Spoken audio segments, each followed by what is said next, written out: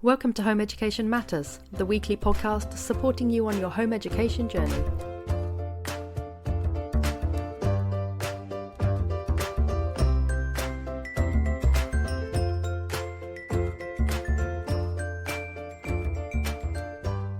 Hello and welcome to another episode of Home Education Matters. And today I'm joined by Sven Lauch, and we will be talking about managing conflict when you home educate. And although I think conflict within families happens regardless of whether you home educate or not, when you do home educate, you are necessarily spending a lot more time with each other. So I don't think it's such that there's proportionately more conflict, but there's just more opportunity for conflict and also more opportunity for conflict resolution. So I thought I would bring Sven on today to talk us through his top tips. His kind of, I think, Sven, you've got certain steps that you recommend that we go through in order to resolve conflict. Is that right? But before you tell me that, before we get launched into that, do tell us a little bit about your home education journey. So yeah, I'm Sven. I'm originally from East Germany, and we moved to the UK about 15 years ago. One of the things, my mom is a primary school teacher, or was many moons ago. One of the things that I didn't like about the British education system was that you would send your children to school at 4. And I just thought that's wrong. Like my mom said, because in Germany school starts at like 6 or 7, and my mom sometimes said even 6 is too early for many children. They should play. So one of the reasons why we basically said like we want to home educate was that. The other reason was that we had a friend who was a primary school teacher, and she told us like horror stories of being kicked and spat at school. So I thought, I don't want to send my child at 4 years old in an environment like that. So there were basically 2 big reasons. And I think the third one was we raise our child bilingual. So we only speak German at home. And, he is now an 11-year-old who can read and write and speak in 2 languages, which is absolutely fascinating. But this was the other reason. So there were basically 3 reasons why we did that. And yeah, we've been doing this ever since. So we're going to send him to secondary school. So because they're probably better resources, and we see how this goes. But no, as I said, like they're too young to start at 4. They should play. That's why, then I just didn't want them to send them into an environment where people are just behaving badly. And the third one was we wanted to raise a bilingual child.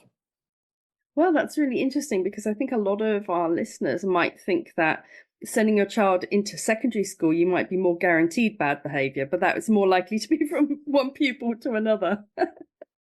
So, I mean, for us, that was a long question, always what we're going to do there, in this kind of transition time.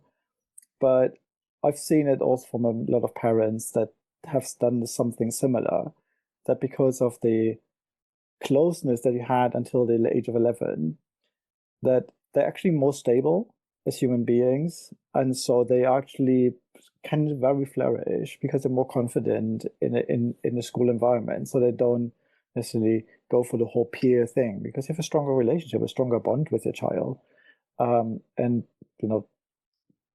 So I'm not afraid. And the school that we want to send them to, they have an engineering focus, and they have resources that I just can't provide. They have a metal laser cutter, for instance. It's like crazy stuff there. Yeah, I think you're right that quite often home educated children, when they have that foundation, they're able to feel more comfortable about who they are, so that when they do go into a school environment, when they're older, they feel more confident about their identity and not necessarily just kind of going along with their peers. Mm-hmm. Tell us a little bit about your advice when it comes to resolving conflict when you home educate. Do you think that when you're all together in the house all the time, that the conflicts have a different nature than if your child was at school, or do you think that conflict is conflict when you're a family? I think conflict in general happens in all relationships, so I wouldn't try to separate that into kind of different types of family or education environments. I actually work with couples, for instance. I love working with couples. And what I've learned about conflict was one of our mentors asked once this question at the very beginning of the relationship of my wife and me. We just got married. And the mentor asked us, how many arguments do you guys have? And I was like, very embarrassed because like we had one big one every week. And then I told him like, well, one big one every week. And he said like, well, I think you guys don't have enough conflict. Really? Wow. Okay. And I was like, what? I don't want to have any more conflict. I hate it. I hate everything about it. I hate the idea of just having these arguments and having to fight. I just don't like this. I want harmony in my relationship. I want to have a passionate, emotional relationship. I want it peaceful. You know, I hate conflict. And then Pete, he was called.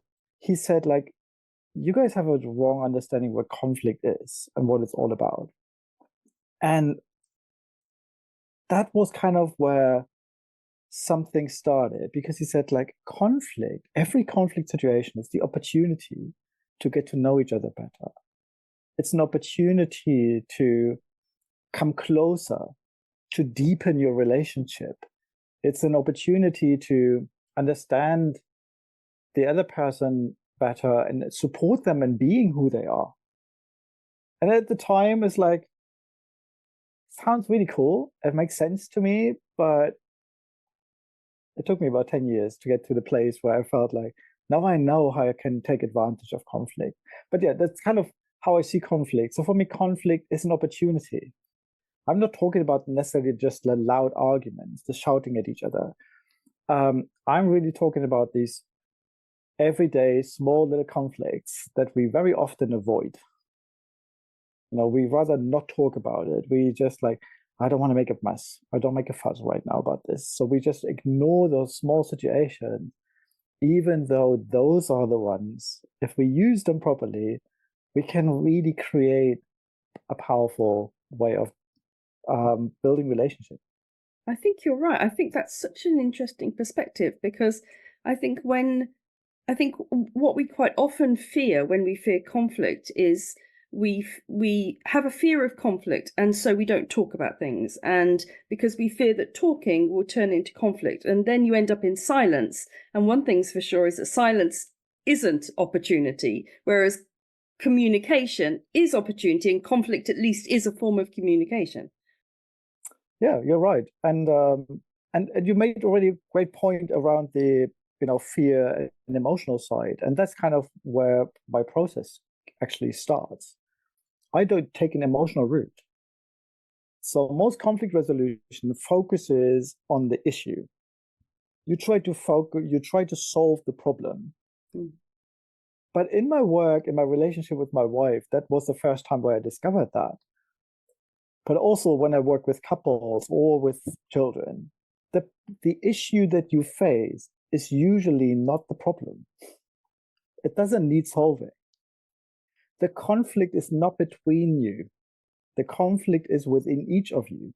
There are conflicts going on inside us that kind of make the situation difficult, but because we're so unaware of those inner conflicts, we can't actually bring something out into the conflict conversation that is meaningful. So we're trying to focus on this issue and solve the problem. Like one of my couples, cool story, because in this case there was a chores question. Can the husband get more involved in the chores? Long story short, what came out was he was completely afraid of conflict. He had no idea how to deal with it. So every time she wanted to raise something, he shuts down. So his conflict, nothing to do that he didn't want to get involved in the chores. His conflict was, I don't know how to deal with it. But her conflict was actually with her mother. We learned that why she wanted her husband to get more involved was not that she wanted the house more clean, or cleaner. It was more about that when her mother would turn up unexpectedly and the house wouldn't be immaculate, then there would be something going on. And it was interesting that the issue they had with each other had nothing to do with the issue. The issue disappeared immediately when we learned that the husband should help his wife to actually set better boundaries towards the mother. And so, So, and yeah, absolutely. And so what you found there, and I'm guessing what you're implying is widespread, is that when we think we're in conflict with another person, we're actually bringing our own internal conflict, and that is what's creating that dynamic. So it's not so much a content issue, so that you're disagreeing about something. It's that internally you have a conflict that you then bring to that other person, and they bring their own yeah. conflicts. And that's kind of where the interesting part is. So emotions, our unpleasant emotions that we have in conflict, they are not triggered by what happens. It's not the event that triggers those emotions. It is actually our personal value system that gets violated by the things that happen or the things that somebody says or somebody what we think. Our personal value system gets violated, and it raises the alarm and says like, hey, do something. Something needs to be done here because this is going out of line with your personal value system. And that revelation, if there's one thing I kind of, any podcast listener, if you can take that away, to every time you see somebody having unpleasant emotions, to not feel threatened by their behavior and how they react, but actually realize you have values and those values got violated, become curious. What are those values? Because, realizing that these are my values, I have full control about who I am and what I do and about my value system, and unfortunately, we are often very unconscious of our values. We have no idea what we value. And that's the thing with children, even more, because your child doesn't know what they value. They just fight. They have no idea why they're fighting. They're just getting loud. They just don't want to do something, or they want to do something. So that, in the context of home ed, if they refuse or if they get loud or cry or something like this, remember this one thing. These emotions that come out, they're all driven by a violation of their own value system. And they need us as parents to facilitate them to discover those values.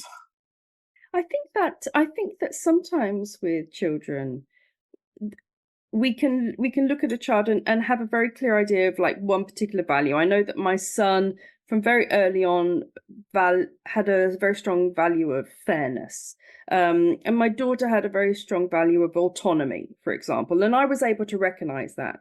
However, I think when they were quite young, up to really maybe about 10 or 11, I think they would have struggled with the abstract nature of values. I think they would have struggled to identify what their values are. Would it be something that we would perhaps go to them in a conflict and say, I'm sensing here that your value of autonomy has been transgressed here, and that's making you feel these negative emotions? Or would that be projecting onto them a value that we're guessing that they've got? I mean, the guessing is a very good place to do. So guessing is a very good thing to do because you provide language. We have to remember that our children grow up with no language to start with. They have nothing. They have no, if we don't show them and label emotions to start with, they have no idea how they could label what they're feeling. And it's a communication skill. It's really important for us to label the emotions that we observe in them, and feed it back to them and say, like, could it be that you feel angry? Could it be you feel guilty? And or could it be that you're feeling frustrated? Helping them to find language for this physical stuff that they feel, because emotions are actually physical. They're chemicals in our body. That's why our whole body can be tense. And that's kind of a really first step, is to learn to feedback the emotions that you observe your child might have. So your first piece of advice would be to, for example, if you see your your children arguing with each other. It might be to go in and just try to identify what you think it is that they're feeling, and then no doubt they will correct you and say, no, I'm not feeling that, or something like that. That would Yeah. to give them language. So in the beginning, of course, they won't say like it's not that or something like this, because when you're very small, this is really kind of growing up. But over time, yes, they will correct you. They will say like, well, it's not really what I'm feeling, but I'm feeling like this and this. Or sometimes they actually begin to tell you another story where, we have to just learn to listen in. What could be the feelings that are going on there? And the important thing, why I found with my son in the conflict that we had, the most powerful thing to calm him down was actually to help him name his emotions and feelings and then validate them. Yeah, that has been scientifically proven to be a very calming technique, hasn't it? It kind of calms your whole nervous system down, just literally labeling what you're feeling. And you as a parent, I remember like when he just storms up in his room and slams the door. I know where he got it from, by the way. Okay. I crashed 6 years ago. I learned this stuff that I'm teaching people now only 6 years ago, really. So this is kind of a fairly new journey. So I'm not the 50-year-old who lives this like for 40 years. No, I literally, got into this. And when he stormed up into his room, I said, "Come on, let's talk." And like, "I don't want to talk," and then it's like, okay. And then I suddenly remembered from a book called Running on Empty. It's written by a lady called Janice Webb. I highly recommend it. If you think there's childhood emotional neglect going on in your own life, I highly recommend that book. And she mentions there that validating emotions is really, really important. So I suddenly remembered this. And I said to him, I was like, could it be that you're feeling angry? He said, like, yeah. So, there's nothing wrong with feeling angry. That's okay. Mm. And he immediately calmed down. It was like, what? And we could talk. We suddenly could talk. It was just this whole defense mechanism just stopped. He was still angry, but this whole fight, flight, freeze kind of thing just stopped. And I was like, wow, it was like a magic pill. I need to be calm to start with. So don't get me wrong, the whole journey of that starts, you need to be calm in that situation. I was actually going to ask you about that, because it's this process of being the parent and identifying their emotions with them and validating, that is wonderful in theory, but in practice, when everything is very heightened, that can be quite difficult to do, especially if maybe how they've responded to something feels very unreasonable. To then go in and feel that you're validating can be quite difficult in the moment, can't it? So, and this is kind of where this process begins with you as the parent. If your child triggers you, you need to find out, what am I feeling? And you might not be able to do this in the moment. Don't get me wrong, that we all fail in this, I think, at some point. But we need to still take the time at some point, and this is like my second step, is always emotional safety. So after we identify the emotions and validate them, the really important thing is emotional safe places.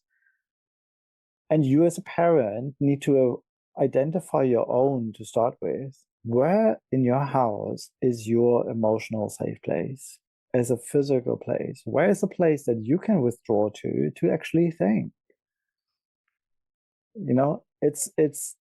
It's the boldness to withdraw yourself from the conflict in order to think clearly. I wonder how many women listening to this are immediately thought of the bathroom then. In actual fact, if you're listening to this and you're a home educating mother in particular, did you think of the bathroom when Sven said that? And if so, please put a comment below, because I'm convinced that most women who are mothers, that is their only safe space in the house, is to go into the bathroom and lock the door, because normally it's the only room in the house that has a lock. And also it's the only room where people Although actually when children are very young, they do knock on the door and they do they do kind of follow you in. But normally when the children are a bit older, it's that kind of one room of the house. So I wonder how many women listening immediately were like, the bathroom, that's me, the bathroom. Anyway, sorry Sven, carry on. I was just I love that. And I think for men, it could be this kind of, I have to get out of the house. I just have to go for a walk, Yeah. car, things like this. And it's identifying your personal emotional safe places. And it doesn't necessarily have to be like, for me, the bathroom is kind of almost like a vault, like really a place where you can hide and lock yourself away. But also this kind of place where you can think clearly, is there a chair in your house? Is there a place where you do kind of journaling or read your books? The kind of place where you usually start recovering is also usually an emotional safe place that might not be accessible when your child is around. I completely get that, but it's just, think about it in that way, that you need this emotional safe place to process properly the conflict that you face. So you might not be able to do this in the moment. And the same thing is, by the way, true with couples. So you usually have one who's really standing on their feet. They can think on their feet, they can calm themselves down, and they can argue everything on their feet, while the other just doesn't know how to deal with this and actually needs to withdraw from the conflict, find a safe place, think it through, and then return, which in itself causes conflict, by the way. But it's important to identify yourself. If you're a person who needs time to process, then you have to take it. Okay. And the reason why this is so important is that if you're emotionally overwhelmed, what our lower part, this emotional part of the brain, does, it actually switches off three things in our body.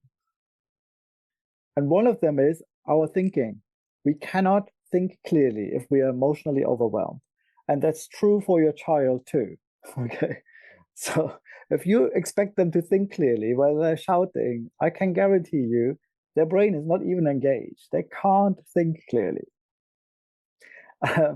So the second part is like your tummy, like the digestive system gets switched off. That's why often people have tummy aches. That's why children who are high in anxiety often actually suffer from tummy aches, or they don't like to eat and they don't have appetite. And the reason is that this high emotional state just messes with the digestive system. And it's a natural part. It's a complete natural part how our brain works. And the third one is our reproductive system. It's not as interesting for children, of course, but that's why we as adults are not in the mood when we are in conflict. But those kind of things is something to become aware of. You need emotional safety in order for your emotions to say, okay, I don't have to fight for emotional safety. It's there now. And that's kind of what regulates a little bit of our emotions, to calm down so we can re-engage the thinking. Would you recommend then that if there's a conflict, whether it's between you and your child or between your children who are maybe arguing, or even between you and your partner, would you recommend then that you take that time in your emotional safe place to regulate your emotions first, and then you do the identifying, the emotion, and validating? So, I mean, the more you do this for yourself, because what begins to happen is you become more and more aware of your values that get violated. And they're usually the same ones. So there begins to appear a list of values that you realize, like, it's this one again. And what happens is you learn to own your values more and more. You actually become less threatened and feel less threatened if they get violated, because you realize, like, yeah, husband, wife, children, you're just different. You just see things from a different perspective. You're not attacking me. You're protecting your own values. I see my values. I know why I'm feeling like this, but I also understand now you're protecting yours.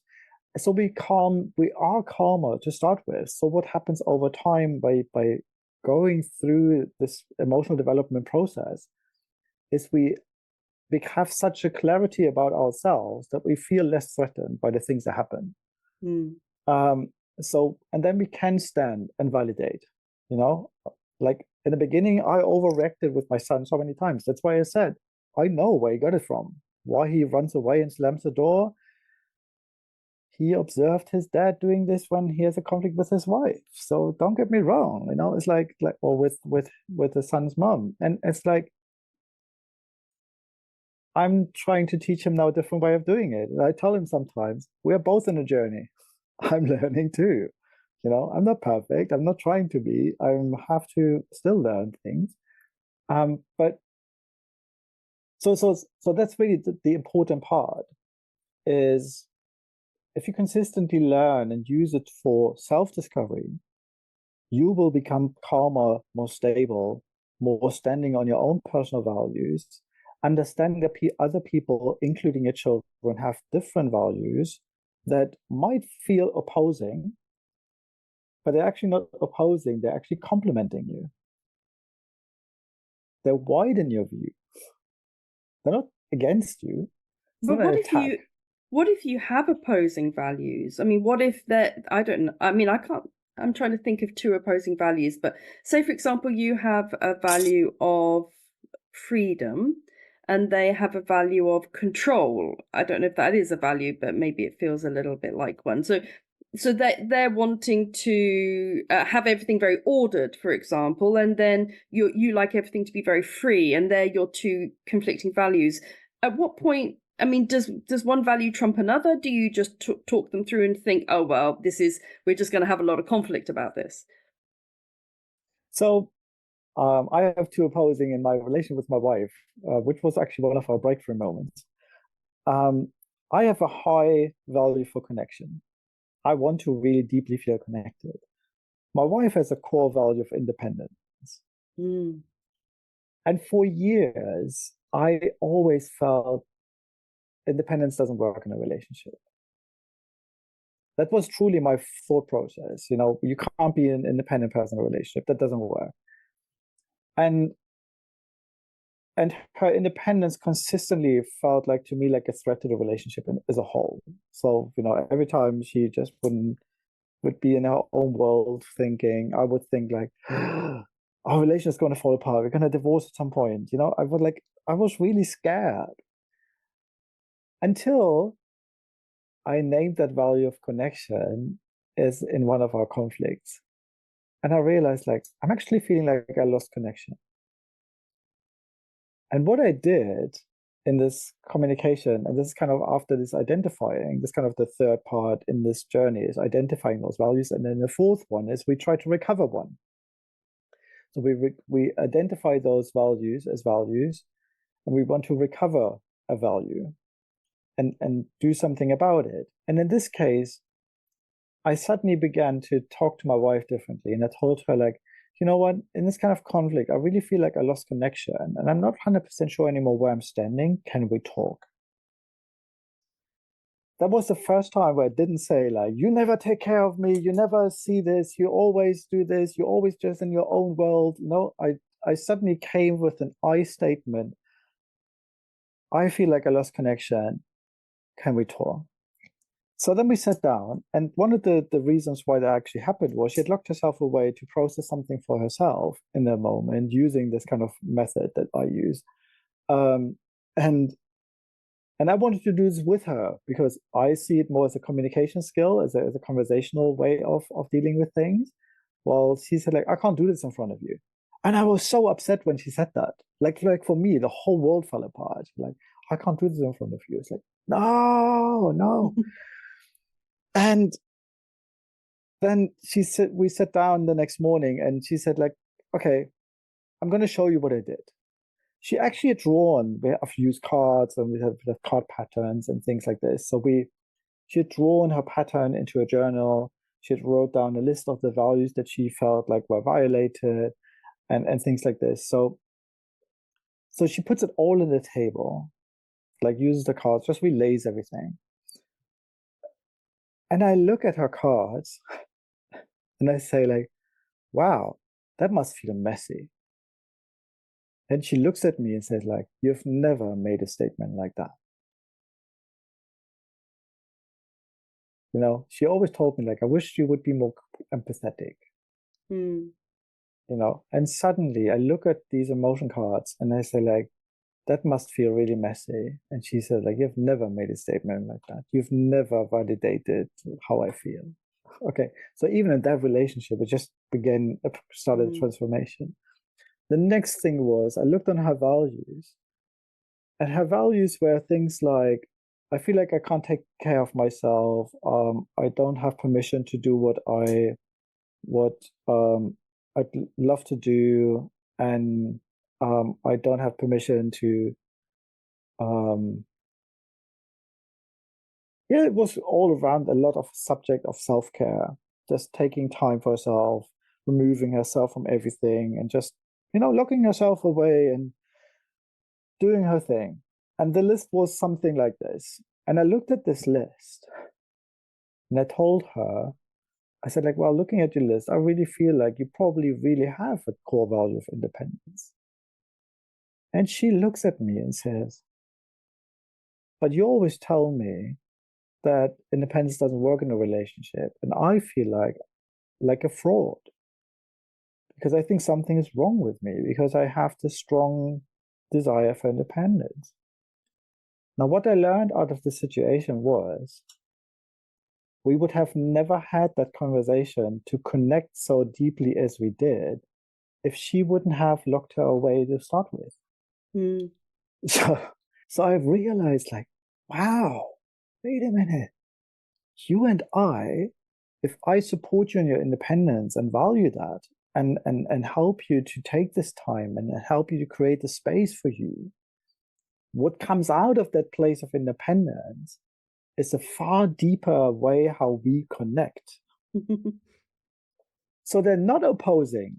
Actually, there's a tension between the two that needs to have a good, healthy tension, but they actually complement each other. They empower each other. My desire for connection enables me now to help her to take time for herself. I mean, when we first started this journey, and you have to imagine, I told her many times, like, no, independence doesn't work. So she would never dare to just take time for herself. So next morning after this conflict, I see her with her phone scrolling through Facebook. I said, can I ask you, is this kind of how you want to spend your time for independence? And she says, like, well, I really don't know what to do with my time of independence. I said, like, well, how about you just go upstairs and then you figure out what you want to do in the future with time of independence? And she felt like pushed away from me. She felt like, oh, I've done something wrong again. So she really felt like I'm kind of pushing her away. And next day, I did the same thing. And over time, she began to just say, like, well, I'm going to go upstairs, do some journaling, and then come back in an hour. Is it okay with you? And honestly, our relationship has shifted dramatically by actually valuing each other's values. Yeah, and this, I'm guessing, is what you meant at the start, where you said that that conflict is opportunity. It's opportunity to understand each other's values and to connect more deeply through that understanding of them. Yeah, correct. And it's the same thing with your child. One of the stories that I keep telling, especially when I kind of try to share a little bit about how dealing with conflict with your child. I think we all as parents have had that encounter. Dinner is ready. You shout up the house or somewhere around the house, dinner's ready. And then you hear a very loud no out of the room. I never hear anything when I shout that. I just don't hear anything or see anything. Oh, my son, he would kind of like, no. And I would initially like, he's so disrespectful. He needs to learn to find his place. He needs to be obedient. He needs to be this. I was really kind of fed up with like he not kind of respecting me as a dad and the person who kind of sets the boundaries and blah blah blah. So one day, I I still got him for dinner, but I had decided at the dinner table, I'm gonna go through this process. I want to have a conversation why there is. So we sat down at the dinner table. I said, like, so, I always hear like when we call for dinner, you just say no. And want to understand what's happening. So how are you feeling when we shout? And he shared a few feelings. I said, like, so what is it that you are losing? So the question that I use to help people name values is I ask them, what have you lost? Okay, and this is an accessible question also for children because that question doesn't use this weird word values. So what have you lost? No, or what are you afraid of losing? And he needed help with naming things. Don't get me wrong, but then he started telling a story and said like, well, when I'm in something, I just want to get it finished and done, and I hate the idea that I have to just go away. I don't like leaving it unfinished. I just want to get it finished, and and I was like, wow. I thought like he was disobedient, But he was but actually just being actually diligent. he wanted to live into his own values in this Mm. moment. He was not disrespectful against me. He was not attacking me. He was not attacking, you know. And I was like, oh wow. So like, so could it be that you kind of value finishing things? And he said like, yes, I really do. I said like, okay. Now here's the thing that you could learn is when we call you for dinner, I'm not saying you can't finish this. What I suggest you could learn is it delays the finishing. It's kind of taking a break of building, but the break doesn't mean you don't have permission to finish it later. It just means we're going to have just dinner together, and then you can go and finish it later. How does that sound? And then he looks at me and says, like, I never thought about it like that. And he was like 5 or 6 at the time. But for me, that revelation to realize like that me shouting or us shouting, come to dinner and expecting him to come immediately will shake up his whole value system so much, because he just wants to get something done. And there's loads of stress because, of course, now he has to leave it. So I learned instead of just shouting up when it's done, is actually inform him before and actually go into his room, open the door, see what he's doing, and say, like, hey, what are you doing? Oh, I'm doing this and this. Ah, cool. Hey, by the way, it's soon going to be dinner, so you might not be able to finish this, but don't worry, you can do this later. And we began to build those type of relationships by me honoring and validating his values, but also not moving my boundary. The boundary still is dinner time. The boundary doesn't move. Okay, we're gonna have dinner. But I'm validating his values first. And we connect on those values in order to build a better relationship.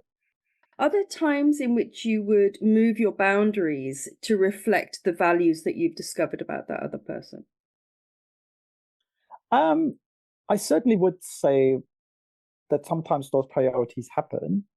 Um, so one of the things with him was another value I discovered over time was that he highly values relationships.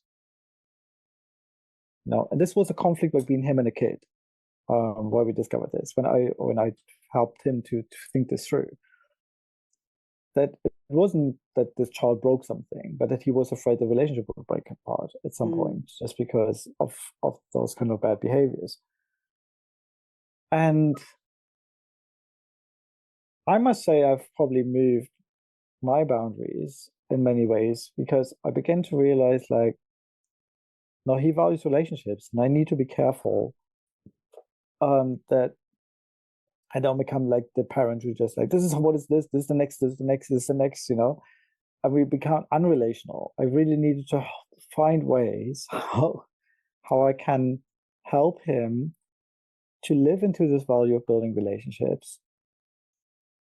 We're still with boundaries around. One of the fun things we started doing is now we go once every 2 weeks at the moment. We're just gonna go to the pub in the afternoon. He's gonna have a drink, like a soft drink or something. I have a coffee. And we just talk about family stuff, about conflicts, about what's going on in life, And I felt like I've never done this before, but it really shifted the way we communicate. We don't try to do each other anymore as much as we used to. And there's so much more value in our relationship, you know? And it's me discovering, and I think this is where we parents, we sometimes think we can implant and impart our values into our children without realizing that our children have values, and we need to help them discover those values, and then learn to live in a world where not everybody has the same values, to still have good relationships with others without without invalidating my values. Because this whole peer pressure thing, that's exactly what it is. You know, you try to fit in by invalidating your own values. And then later on in life, you think like something is wrong with you because you have these desires that are still there. But, you know, you just learned as a coping mechanism to not respond to your own values. And I want to teach my son is like, no, your values matter.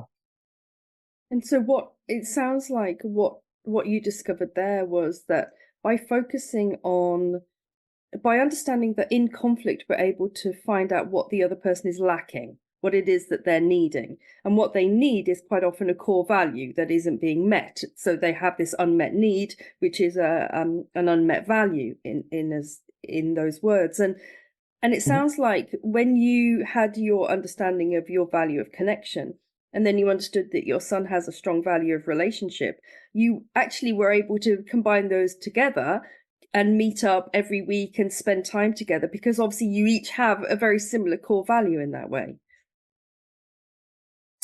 Yes, I mean that was definitely one of the things. I think the other thing for me was I wanted to reach him. So what boys do uh, often is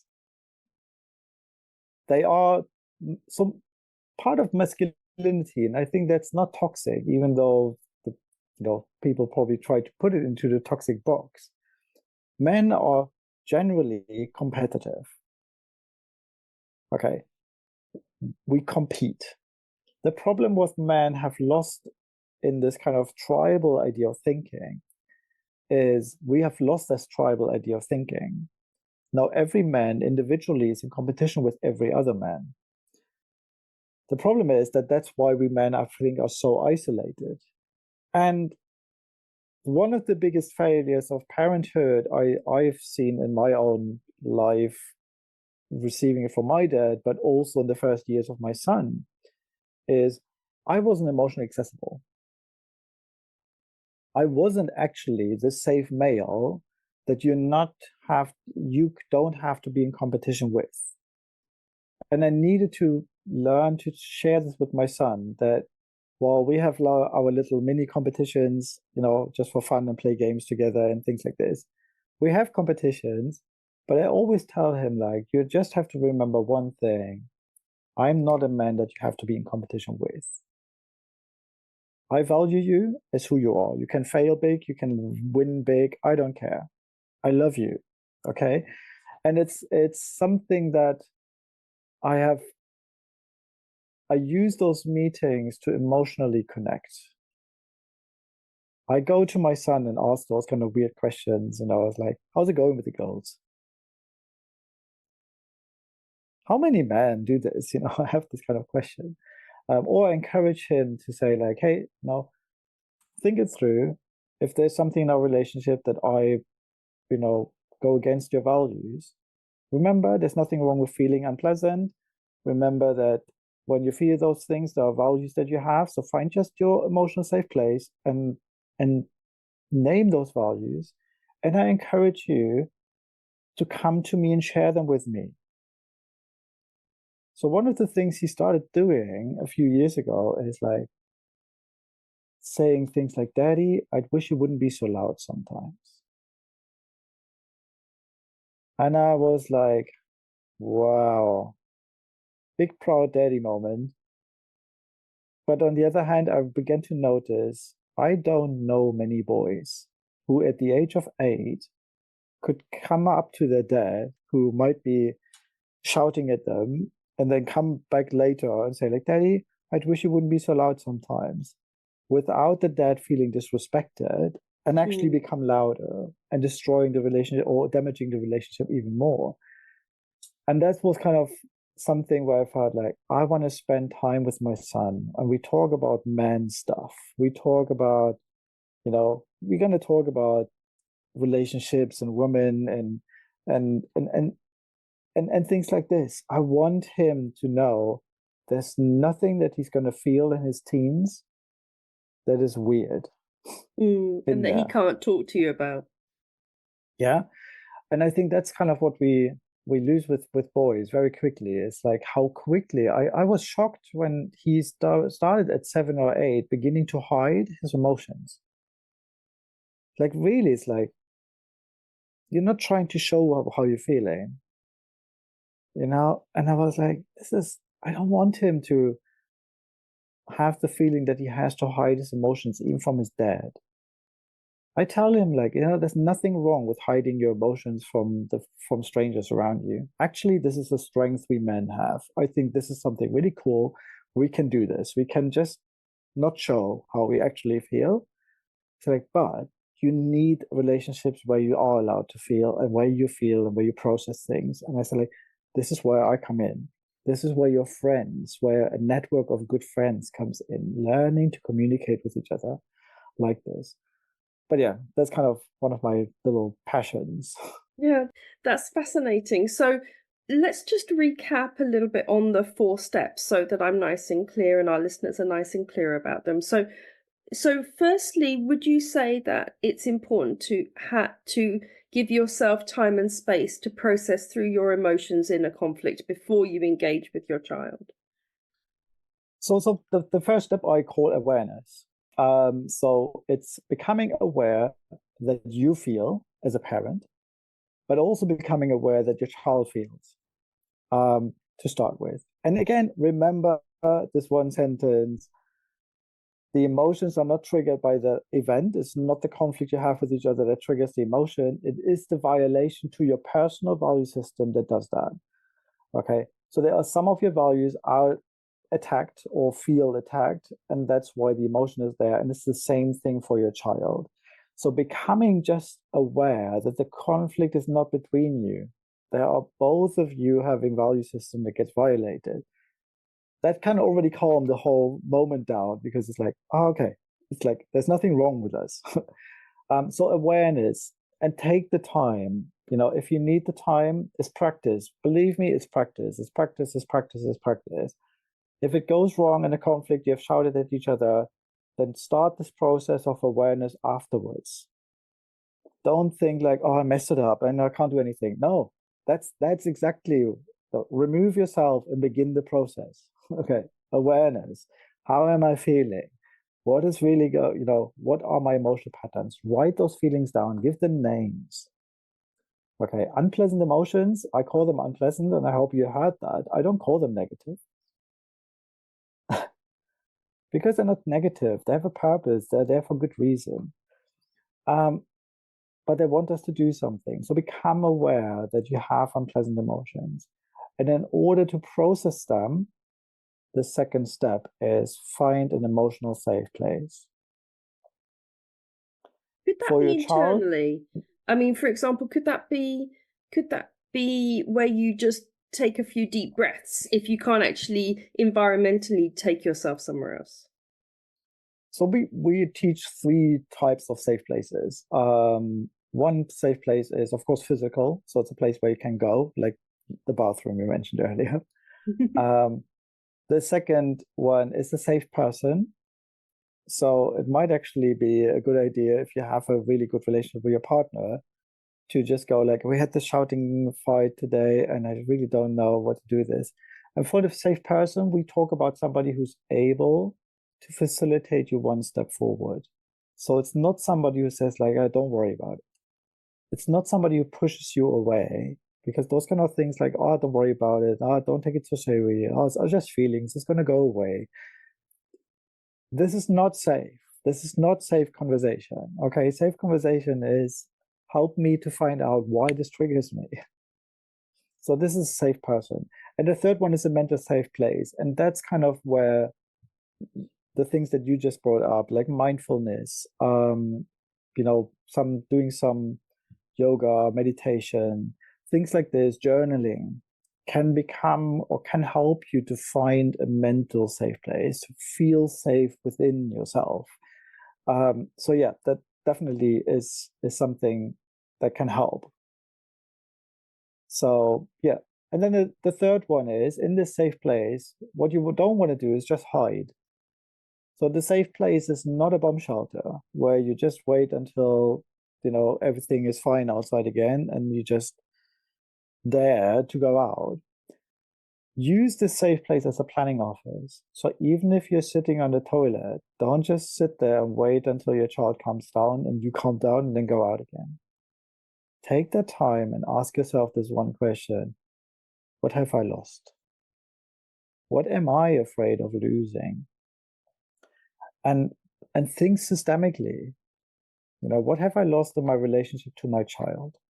What have I lost in my relationship to my partner? What have I lost in a relationship to myself? What have I lost in a relationship to my friends around me?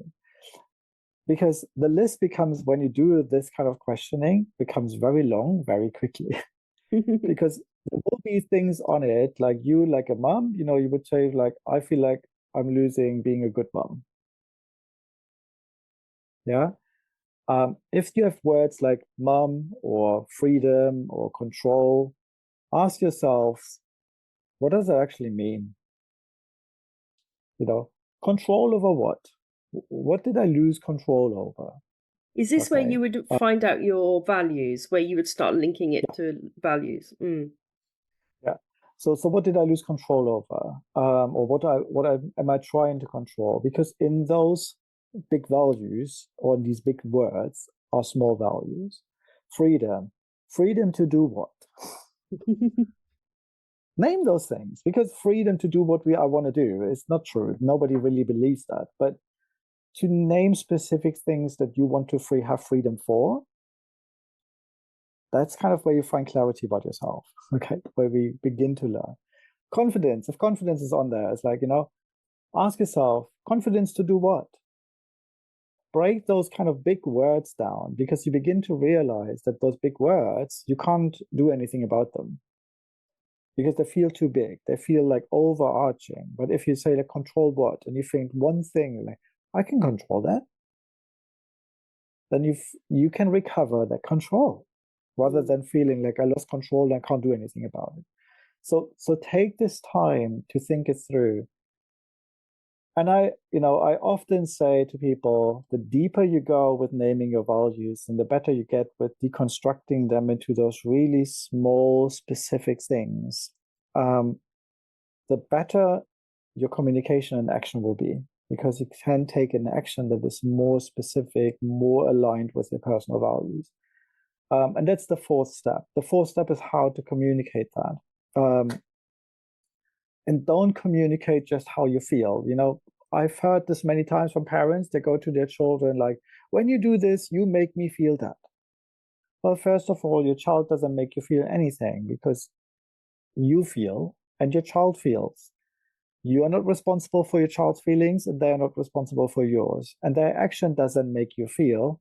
As I mentioned before, it's your own personal value system that makes you feel. Okay. and so, I find, like, those conversations, make them more like something I did with my wife. Hey, I lost connection. Can we talk? Go to your child and share with them what you value. Okay. In order to get buy-in, and ask them what they value. So for me, vulnerability is not sharing how you feel. Vulnerability is sharing what matters to you. Okay. And that's kind of where your relationship with your child can work. I mean, with my son, when I used those cards recently in a pub, and I shared something really vulnerable, like a place where I said, like, so there's another thing that in this kind of specific conflict is this and this, but underneath there is a conflict that I really want to be a really good dad, and I sometimes feel like I'm not as good of a dad as I want to be. So these are the emotions that are triggered by this. And my son looks at me and says, like, Daddy, I didn't know that. Mhm. For him, this was such big, valuable information. No, I mean, he's 11. Don't do this with a 5-year-old. I think this could go wrong. But sharing with him vulnerably that I value wanting to be a good dad and failing in it, yeah, was something that was for him such a beautiful way of engaging, just knowing it. So communicate your values and try to build good tension between values. So it's not about compromise. My wife and I didn't compromise on our values. I value connection, she values independence. The idea was, how can we get both most of out of this? So this idea in relationships, we have to remove tension and friction and all these kind of words. Look at nature. You can't walk without friction. You can't walk with too much friction. It needs to have the right amount so we can actually walk. It's no point that our shoes stick on the floor. We can't walk. It's too much friction. With tension in music, if you look in the guitar, if the string is in the right tension, it makes a noise. If it is too low tension, it makes no noise. It's just weird. And if you match too much tension, it breaks. Yeah. Healthy tension is what we look for. I call harmony is tuned conflict. It's finding the right place, okay? And finding the right tension. How can we both live fully into our values and see it as something how can my values support yours? Like in my place, I connected with my wife to support her to live more into her independence. And she brings out of her independence something that helps us to connect deeper. It's a beautiful, beautiful way of doing it. But that's kind of where this goes.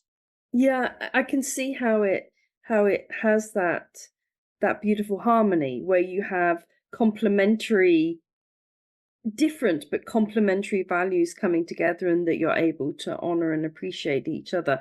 And I love this idea of a healthy tension, that conflict I'm personally I don't like conflict. I find conflict really kind of quite stressful. And so I think quite often you can create more conflict by being afraid of it and by running away from it than if you were to embrace this idea of healthy tension. So Sven, thank you so much.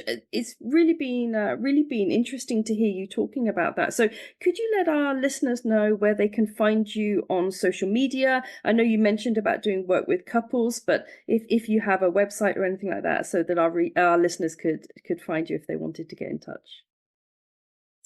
Yeah, so just take my name, type it into Google. I'm probably the first person on there. So I have a website called svenlauch.com, where you can also get straight in touch with me. You can actually book a free discovery chat right on my website. So it will be a Zoom meeting, but you can just go find a space in my diary and book it. Don't ask me if it's okay. They're free, and if there's space, then please go ahead. I am a little bit on TikTok, and Instagram. I use my personal profile more on Facebook. I do have a kind of digital creator profile, for the kind of emotional side of things. So I didn't create another page. I just didn't want to.